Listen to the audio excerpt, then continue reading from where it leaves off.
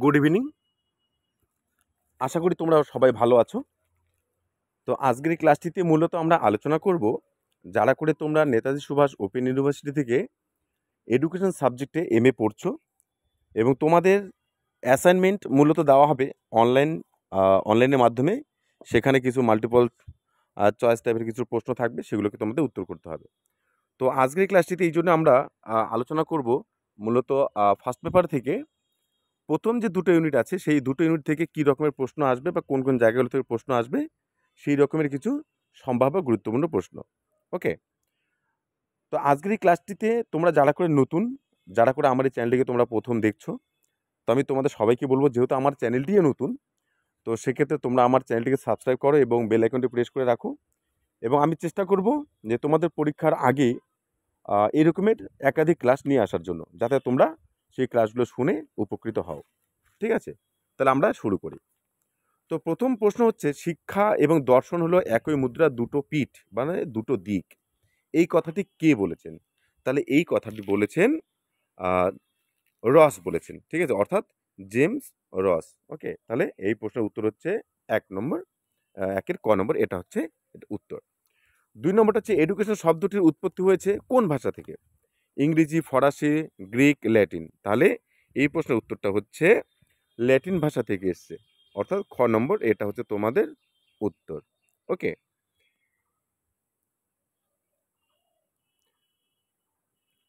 3 নম্বর প্রশ্ন হচ্ছে, শিক্ষার চরম লক্ষ্য হলো একজন ব্যক্তির সামঞ্জস্যপূর্ণ বিকাশ। এই যে একটা সংজ্ঞা, এটা কে দিয়েছেন? হ্যাঁ, তাহলে এই প্রশ্নের উত্তরটি হচ্ছে তোমাদের সম্ভবত নয়, তোমাদের উত্তরটা হচ্ছে পেস্তালজি, অনেকে পেচ্ছা, লচ্ছি এরকম বলে থাকেন। ঠিক আছে, অর্থাৎ ক নম্বর, এটা হচ্ছে তোমাদের উত্তর। 4 নম্বর হচ্ছে, man is the miniature of all things, মনে করেছেন কারা? ঠিক আছে, অর্থাৎ এই যে মানুষ হচ্ছে সমস্ত কিছুর পরিমাপক। ঠিক আছে, অর্থাৎ একজন মানুষকে যদি আমরা ভালো করে পরিমাপ করি তাহলে সব কিছুকেই পরিমাপ করা যায়।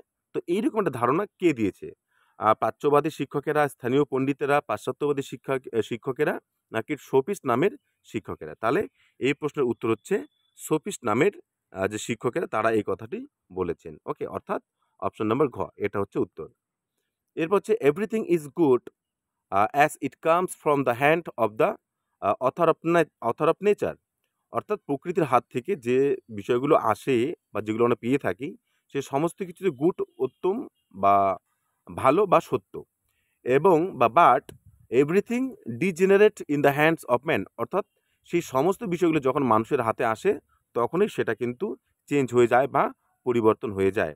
তাহলে এই ধারণাটি কে দিয়েছেন? এই ধারণাটি দিয়েছেন শিক্ষাবিদ বা প্রকৃতিবাদী শিক্ষাবিদ, উনি হচ্ছে রুশো। ওকে, তাহলে এটা হচ্ছে এই প্রশ্নের উত্তর। এরপর 6 নম্বর হচ্ছে, মার্ক্সবাদী দর্শন অনুযায়ী নিম্নের কোন ধারণাটি বেশি গ্রহণযোগ্য? অর্থাৎ শিক্ষার লক্ষ্য হবে কৃষ্টিমূলক, কৃষ্টিমূলক, শিক্ষার লক্ষ্য হবে বৃত্তিমূলক, শিক্ষার লক্ষ্য হবে চরিত্র গঠন, এবং উপরে কোনোটি নয়। তাহলে মার্ক্সবাদীরা কি বলেন? মূলত মার্ক্সবাদীরা সর্বদাই বলেন যে একজন ব্যক্তিকে সবসময় স্বাবলম্বী হতে হবে, অর্থাৎ কর্মঠ হতে হবে, কর্ম উপযোগী হতে হবে, যাতে তাদের যে সেই কর্ম তার ভিত্তিতে তাকে মূল্যায়ন করা হয় এবং সমাজে যাতে একটা শ্রেণী বিভাজন না থাকে, অর্থাৎ অপশন নম্বর খ, এটি হচ্ছে এই প্রশ্নটির উত্তর। অসীম সত্তা পরম নিরাকার ব্রহ্মের সসীম অংশ, ধারণাটি প্রবর্তন করেন কারা? তাহলে অসীম সত্তা মানে এখানে পরম ব্রহ্মের কথা বলা হয়েছে, এবং সসীম অংশ মানে আমাদের যে চেতনা তাকে বলা হয়েছে। তাহলে এই ধারণাটি কে দিয়েছেন? এই ধারণাটি দিয়েছেন মূলত আদর্শবাদী বা ভাববাদী দার্শনিক, অর্থাৎ এইখানে কিন্তু তোমাদের উত্তর হবে অপশন নম্বর ঘ, অর্থাৎ ক এবং খ দুটোই। এরপর 8 নম্বর, বাস্তবতার জগৎ সম্পর্কে যুক্তিসম্মত বিজ্ঞানী হলো দর্শন, কে বলেছেন এই কথাটি? ঠিক আছে, তাহলে এক্ষেত্রে কি হবে?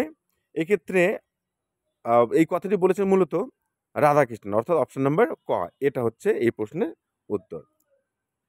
এরপর ভারতের কোন দার্শনিক একই সাথে ভাববাদী এবং প্রকৃতিবাদী দর্শনে বিশ্বাসী ছিলেন? তাহলে দেখো, এখানে কিন্তু এরকম একটা প্রশ্ন আসে, সেটা হচ্ছে ভারতের কোন একজন দার্শনিক, বা ভারতের বেশিরভাগ দার্শনিকই, অনেকেই আছেন কেউ কেউ ভাববাদী বিশ্বাসী করেন, কেউ কেউ প্রকৃতিবাদী বিশ্বাসী করেন, এবং এমন কিছু দার্শনিক আছেন যারা ভাববাদ, প্রকৃতিবাদ এবং প্রয়োগবাদ তিনটা অথবা তারও অধিক যদি কোনো শাস্ত্র সেগুলোতেও তারা বিশ্বাস করেন। তো এরকম একজন, যেহেতু এখানে ভাববাদ আর প্রকৃতিবাদের কথা বলা হয়েছে, তাহলে এই প্রশ্নের উত্তর অবশ্যই হবে রবীন্দ্রনাথ। এবং যদি এক্ষেত্রে ভাববাদী, প্রকৃতিবাদ এবং প্রয়োগবাদ বলা হতো, তাহলে কিন্তু এই প্রশ্নের উত্তর হয়ে যেত গান্ধীজি। ওকে, তাহলে এটার উত্তর হচ্ছে ক নম্বর, গান্ধীজি। তা সত্যম, শিবম ও সুন্দরম কে পাওয়ার কথা বলেছেন কারা? অর্থাৎ প্রাচীন বৈদিক ঋষিগণ, প্রাচীন বৌদ্ধ ঋষিগণ, প্লেটো এবং হচ্ছে আহ, ক এবং গ, এই দুটো।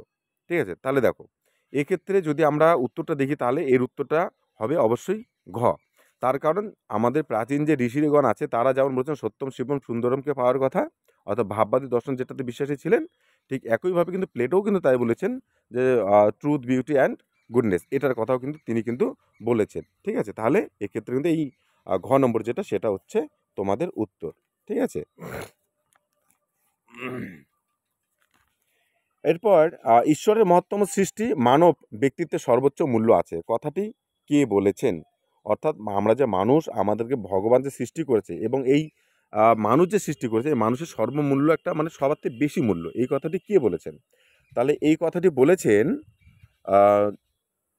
যে রস, অর্থাৎ জেমস রস বলেছেন এই কথাটা, অর্থাৎ উত্তরটি হচ্ছে ক নম্বর। তারপর শিক্ষককে হতে হবে বন্ধু, দার্শনিক এবং পথপ্রদর্শক, অর্থাৎ এই যে শিক্ষক যে হবেন একজন বন্ধু, দার্শনিক, পথপ্রদর্শক, এটা তো আমরা জানি, এটা রাধাকৃষ্ণ বলেছেন, কিন্তু তিনি কোন জায়গা থেকে বলেছেন? প্রয়োগবাদীদের মত অনুযায়ী, অর্থাৎ এই কথাটিকে কারা বেশি গ্রহণ করে? প্রয়োগবাদী, প্রকৃতিবাদী, মার্ক্সবাদ এবং ভাববাদ। তাহলে উত্তরটি হচ্ছে গ নম্বর অপশন হবে, অর্থাৎ ভাববাদীরা এই ধারণাতে বিশ্বাস করে। 13 নম্বর হচ্ছে মানুষের সহজাত আত্মপ্রকৃতি জানিয়ে সে জন্মায় এবং তার পারিপার্শ্বিক যে বস্তু জগতে সে জন্মায় তাই একমাত্র সত্য। অর্থাৎ কোন দর্শন স্বীকার করে এই কথাটি? ঠিক আছে, তাহলে এক্ষেত্রে তোমাদের উত্তরটা হবে প্রকৃতিবাদ। ঠিক আছে, এবং ডারউইন এর বিবর্তনবাদের তত্ত্ব বা থিওরি অফ এভলিউশনটি কোন দর্শনের সাথে সম্পর্কিত? তাহলে এটা হচ্ছে অবশ্যই প্রকৃতিবাদের সঙ্গে সম্পর্ক, অর্থাৎ অপশন নম্বর গ, এটা হচ্ছে তোমাদের উত্তর। এর পরের প্রশ্ন হচ্ছে শিক্ষার লক্ষ্য হিসেবে আত্ম উপলব্ধি অপেক্ষা আত্মপ্রকাশকে গুরুত্ব দিই, অর্থাৎ একটা হচ্ছে সেলফ রিয়েলাইজেশন, একটা হচ্ছে সেলফ এক্সপ্রেশন। তাহলে রিয়েলাইজেশন বা আত্ম উপলব্ধি, এর থেকে আত্মপ্রকাশকে কারা বেশি গুরুত্ব দিয়েছে? তাহলে এটার উত্তরটা হচ্ছে তোমাদের প্রকৃতিবাদ বেশি এটাকে গুরুত্ব দিয়েছে। ঠিক আছে, তাহলে এটা হচ্ছে তোমাদের উত্তর। এরপর হচ্ছে নেগেটিভ মেথড অফ টিচিং, অর্থাৎ নেগেটিভ এডুকেশনের কথা কে বলেছে? আর তিনি তাহলে অবশ্যই এটা কে বলেছে? এটা বলেছে ভাববাদ এবং রবীন্দ্রনাথ, বিবেকানন্দ ভাববাদ, গান্ধীজি প্রয়োগবাদ এবং হচ্ছে রুশো প্রকৃতি, অর্থাৎ রুশো এবং প্রকৃতি, অর্থাৎ যেহেতু রুশো বলেছেন কথাটি এবং তিনি প্রকৃতিবাদী দর্শনে বিশ্বাসী, তাহলে তাই এই উত্তরটা, এই প্রশ্নের উত্তরটি হবে সম্ভবত নয়, গ নম্বরটা হবে উত্তর। ঠিক আছে, এর পরবর্তী প্রশ্ন, ধনাত্মক শিক্ষা বা পজিটিভ এডুকেশনের ধারণাটি কে দিয়েছে? তাহলে এই ধারণাটি দেখো, যখন নেগেটিভ এডুকেশনের কথা বলা হচ্ছে, অর্থাৎ একজন শিশু যখন জন্মগ্রহণ করছে, তাকে আমাদের সমাজে যে সমস্ত খারাপ জিনিস, সেই জায়গাগুলো থেকে তাকে সরিয়ে আনার কথা বলা হচ্ছে, অর্থাৎ সেগুলো তাকে দেওয়া যাবে না, এবং সেগুলো সংস্পর্শে সে যদি যায়, তাহলে তার মধ্যে খারাপ প্রবৃত্তি বা খারাপ কিছু সৃষ্টি হবে। তাহলে এটাকে বলা হচ্ছে নেগেটিভ এডুকেশন।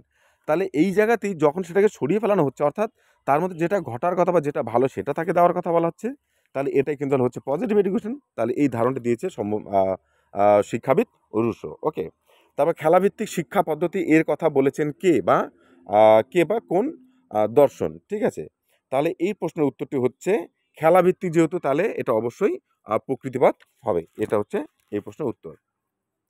পরের প্রশ্ন হচ্ছে প্রকৃতিবাদ মত অনুযায়ী শিক্ষক হবেন, তাহলে প্রকৃতিবাদ মত অনুযায়ী, অর্থাৎ শিক্ষক কারা বা কাদের সমষ্টি বা তাদের প্রকৃতিটা কীরকম হবে? ঠিক আছে, তাহলে সেক্ষেত্রে nature, things and man, nature, man and machine, nature, management and thing, তারপর হচ্ছে নেচার, ম্যান অ্যান্ড মানি, অর্থাৎ কোনটা হবে? তাহলে এটার উত্তর হবে অবশ্যই ক নম্বর। ওকে, তাহলে এটা হচ্ছে তোমাদের উত্তর। তাহলে নেচার, থিংস অ্যান্ড ম্যান, এই তিনটাকেই প্রকৃতিবাদী দার্শনিক তথা শিশু শিক্ষার জনক রুশো কিন্তু এটাকেই স্বীকার করেছেন শিক্ষক হিসাবে। এরপর শিক্ষকের কাজ হবে শিক্ষার্থীর পর্যবেক্ষণ করা, রক্ষক মানে রক্ষা করা, প্রোটেকশন করা, শিশুর স্বাভাবিক বিকাশে উপযুক্ত পরিবেশ নির্মাণকারী হিসাবে। অর্থাৎ কোন দর্শন মনে করেছেন এই রকমের চিন্তাভাবনা শিক্ষকের কাজ হিসাবে? তাহলে এই প্রশ্নের উত্তরটি হচ্ছে অবশ্যই প্রকৃতিবাদী দর্শন হবে, অর্থাৎ প্রকৃতিবাদীরাই এই কথা বলেছেন। ঠিক আছে, এরপর প্রয়োগবাদের মূল কথা কোনটি? উপযোগিতা, কর্ম, ব্যবহার, সবকটি।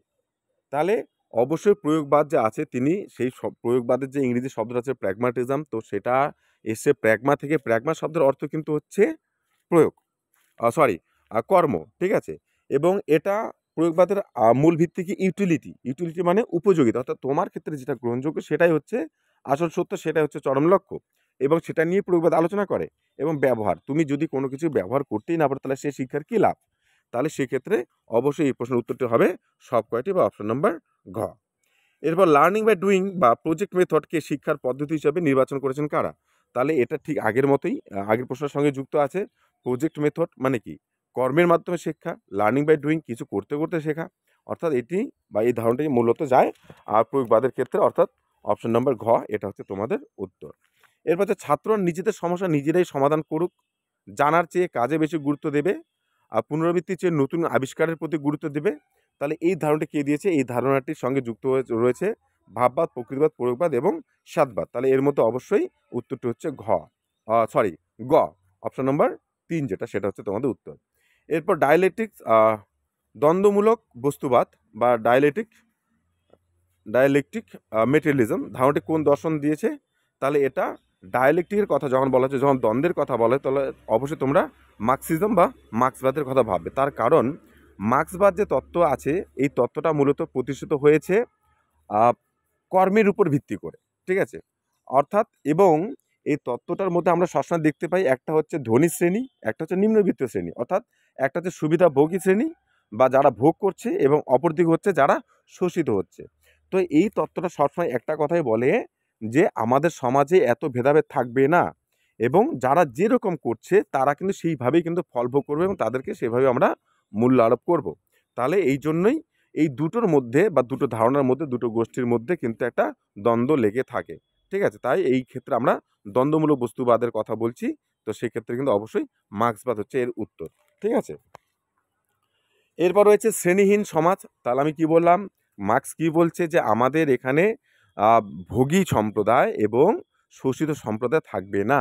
ঠিক আছে, এবং এই দুটোর মধ্যেই কিন্তু তিনি কিন্তু একটা দ্বন্দ্ব আনার চেষ্টা করেছেন, বা দ্বন্দ্বর ভিত্তিতে কিন্তু দেখানোর চেষ্টা করেছেন। তাহলে এই যে ক্লাসলেস সমাজ বা বা একটা কি বলবো এটাকে, যাই হোক, একটা বৈষম্যহীন একটা সমাজ গঠন করার কিন্তু কথা বলেছেন কার্ল মার্ক্স। তাহলে অপশন নম্বর খ হচ্ছে এটার উত্তর। এরপর কি রয়েছে? একটি সমাজ বা রাষ্ট্র সাধারণ মানুষের নিরাপত্তা ও কল্যাণের জন্য। তাহলে আমাদের রাষ্ট্র বা সমাজ কিসের জন্য? সাধারণ মানুষ যারা, তাদের নিরাপত্তা এবং কল্যাণের জন্য। কিছু মানুষের ভোগের জন্য নয়, অর্থাৎ কোনো মানুষ যারা উচ্চ শ্রেণীতে অবস্থান করছে, সে অর্থনৈতিক হোক বা রাজনৈতিক যে কোনো ক্ষমতার কারণেই হোক না কেন, শুধু তাদের ভোগের জন্য নয়। শোষণহীন সমাজই কাম্য, অর্থাৎ শিক্ষার কাজটাই হচ্ছে আমাদের মধ্যে একটা বা আমাদের সমাজটাকে পরিচালনার কাজই হচ্ছে একটা শোষণহীন সমাজ গঠন করা। তাহলে এই কথাটিও কিন্তু বলেছে কার্ল মার্ক্স, অর্থাৎ এটিও কিন্তু তার সঙ্গেই সম্পর্কিত। তাহলে এর উত্তরটা হচ্ছে অপশন নম্বর খ, বা কার্ল মার্ক্স বা মার্ক্সবাদ। এবং সর্বশেষ আমরা দেখতে পাচ্ছি মন ও দেহকে পারস্পরিক ঘনিষ্ঠ সম্পর্কে আবদ্ধ, এই ধারণাটাকে বাস্তবায়িত করেছেন। মানে এই ধারণাটাকে বাস্তবায়িত করেছেন বা করার কথা কারা বলেছেন? তাহলে দেখো, এখানে যখন আমরা মন ও দেহের পারস্পরিক সত্যের কথা বলি, তখন কিন্তু হয়তো সবার প্রথমে এটা হতে পারে, বা আমরা ভাবতে পারি যে এটার মূল প্রগতিতে ভাববাদ, কিন্তু না। ভাববাদের সঙ্গে মার্ক্সবাদের এটুকুই একটু পার্থক্য আছে। ঠিক আছে, তারা কি বলছে? মন এবং দেহ যে আছে তারা একে অপরকে গুরুত্ব দিয়েছেন, ভালো কথা, কিন্তু তারা একটা যে অপরটার সঙ্গে যে ঘনিষ্ঠ সম্পর্কে আবদ্ধ সেটা কিন্তু বলেন। তারা কি বলে? যে পরম যে একটা বিশ্ব আছে, সেই পরম ব্রহ্ম যে আছে, তারই একটা ক্ষুদ্র বা একটা সসীম অংশ হচ্ছে আমাদের দেহ বা মন। তাহলে তারা কিন্তু একটা ডিভিশন করেই দিচ্ছে, কিন্তু মার্ক্সবাদ সেটা কিন্তু করছে না। ঠিক আছে, তাহলে এই প্রশ্নের উত্তরটি হচ্ছে মার্ক্সবাদ বা অপশন নাম্বার ঘ। ওকে, এবং সর্বশেষ আমি কোনটার কি উত্তর হবে সেটা আমি দিয়ে দিয়েছি।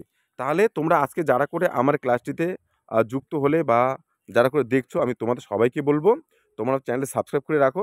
আমি এর মধ্যে খুব চেষ্টা করব যে কিভাবে তোমাদের মোটামুটি যে সমস্ত প্রশ্নগুলো কমন বা যে জায়গাটাতে প্রশ্নগুলো আসবে, কোন প্যাটার্নে আসবে, সেগুলোর ভিত্তিতে আমি বিভিন্ন ক্লাস করার চেষ্টা করব, যাতে তোমরা উপকৃত হও। ঠিক আছে, তাহলে সবাইকে বলবো। সঙ্গে আরেকটা কথা বলি, যারা করে তোমরা আমার এই ক্লাসটি দেখছো, তাদেরকে আমি বলবো যে যদি কারো এই পিপিটিটা প্রয়োজন হয় বা দরকার হয়, তাহলে তোমরা বিজয় স্যার এডুকেশন নোটস নামক একটা টেলিগ্রাম গ্রুপ আছে, সেখানে তোমরা জয়েন করবে। সেখান থেকে আমি তোমাদের এই পিপিটি বা এই ক্লাসটি দিয়ে দেবো, ঠিক আছে? আর আর সেই লিঙ্কটা আমি ভিডিও ডেসক্রিপশন বক্সে দিয়ে দেবো, তোমরা ওখান থেকে সংগ্রহ করে নেবে। তাহলে ধন্যবাদ সবাইকে, সবাই ভালো থেকো এবং পরবর্তী ক্লাসের জন্য তোমরা একটু অপেক্ষা করো।